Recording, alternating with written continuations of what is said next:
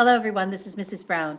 The purpose of this presentation is to take a look at some of the larger overview issues that contributed to the Holocaust occurring.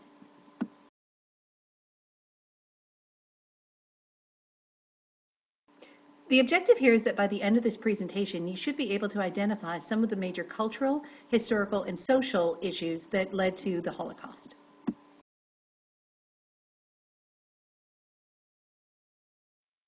The first thing to do is to look at some of the historical racism and prejudice that has existed towards the Jews. And these issues go back into biblical times. And these were certainly present in Germany at the time that the Holocaust was beginning. And this racism and prejudice allowed people to believe some of the things that were being said about the Jews.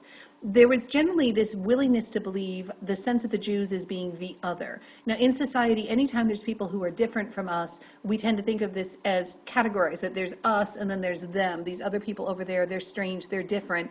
And strange and different often translates to dangerous. So this combination of the historical racism and prejudice and then being able to think of the Jews as being different somehow allowed the scapegoating to go on, that now that these people are different and they're dangerous, now it's easier for me to believe that they are the cause of some of the problems and the issues that are happening. And that's very much what Hitler and the Nazis were able to play on.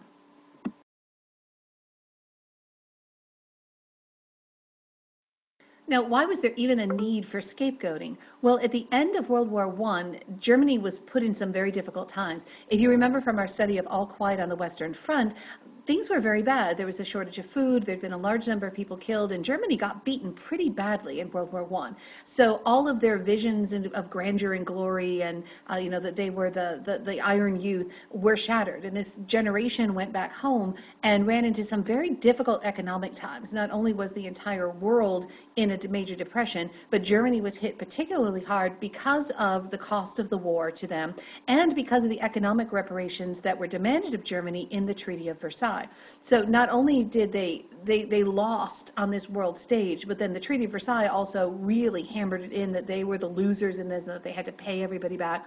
So this feelings of humiliation, the difficult economic times, made the Germans want to find something else to blame. Say, this isn't us, this isn't our fault. And the Jews became part of that blame system through the scapegoating and through the propaganda systems that were able to be put in place.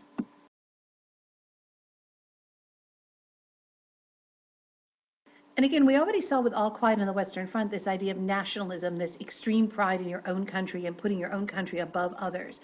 And this resurged as the lead up to the Holocaust began and to lead up to World War II, with Germany trying to gain back some sense of pride again and some sense of who they were as a nation, that they weren't just the bottom of the European feeding pool there.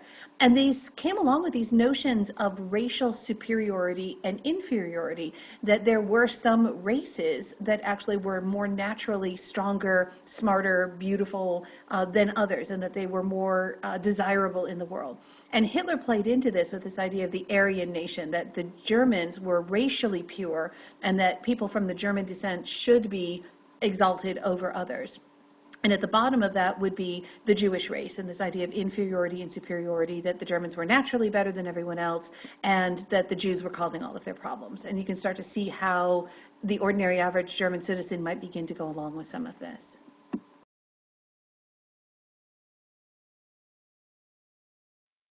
Two other very big issues played into the ability to create this kind of a climate. One was Hitler's undeniable charisma. Hitler was a phenomenal leader. He was known, now a leader for evil, but still he got tons and thousands and millions of people to follow him. Hitler was known for having this really strong charisma, this stage presence, these speaking skills that could just rally up the whole crowds and get everyone to kind of go along with whatever it was that he was doing. Then he also very effectively started a complete propaganda machine. This was a systematic and very deliberate attempt to make everyone think of the Jews as inferior. And it began with everything from things that were taught in the schools, movies that were made that were told to look out for these evil Jews, the language that was used. And we are going to talk about the language that was used during the Holocaust in a little bit more in upcoming slides, but it really helped people to think in a different way. If you remember this idea about language, do you have a used car or are you driving a pre-owned vehicle? The way that you call something helps to frame the way that you think about it. So the effect of the propaganda and Hitler's charisma allowed this maniac to set his evil vision out to so many people in that country.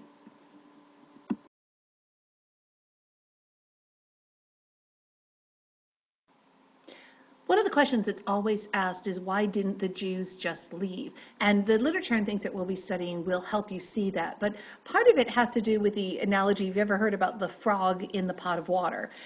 If you put a frog into a boiling pot of water, he'll jump back out. But if you put a frog in the bottom of a pot of water and slowly heat it up, the frog will just acclimate more and more and more and will literally sit there until the water completely destroys him, because he's not realizing how bad it is.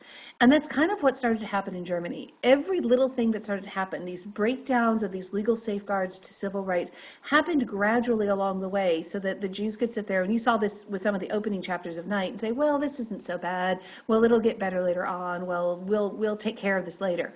And by the time you got that happened, by the time you had so many of these legal safeguards taken down and so much erosion of civil rights, you had this complete breakdown in government, and by that point the forces were out and it was too late to do anything about it.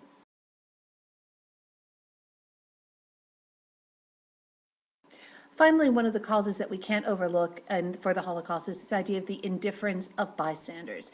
The people who knew it was happening and did nothing, or kind of suspected something might be happening but didn't care or turned a blind eye to it.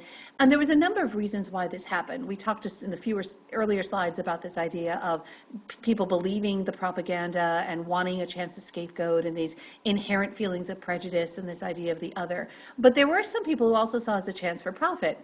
If the guy next to me owns a store and he happens to be Jewish and his store gets closed, it's more customers from my store. I actually get a profit from this. There was a sense of fear. If I speak out to protect my neighbor, will they come for me next? And also a sense of isolationism, that just, that's somebody else's problem, that's not mine, it's not affecting my family, it's not affecting my friends, I don't need to worry about it. And all of this led to the German and Nazi armies being able to come in and do the kinds of things that they did.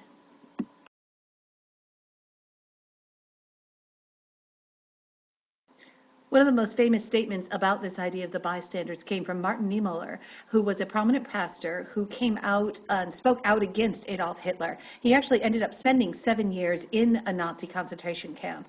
And his quotation that you'll see quoted, you may have heard this before at some place, talking about why people allowed this to happen to their neighbors, said, first they came for the socialists, and I did not speak out because I was not a socialist. Then they came for the trade unionists, and I did not speak out because I was not a trade unionist. Then they came for the Jews, and I did not speak out because I was not a Jew.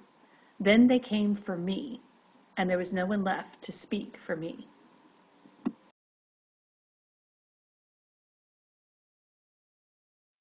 So as we continue through this whole unit, and you'll hear many different stories of survival and stories of people who did not survive, I want you to consider these issues, this idea of racism, prejudice, turning people into the other, not speaking out when something that is bad is happening. And think of these as you build your own events and activities for the Not in Our Schools project. And that's it for this presentation. Bye.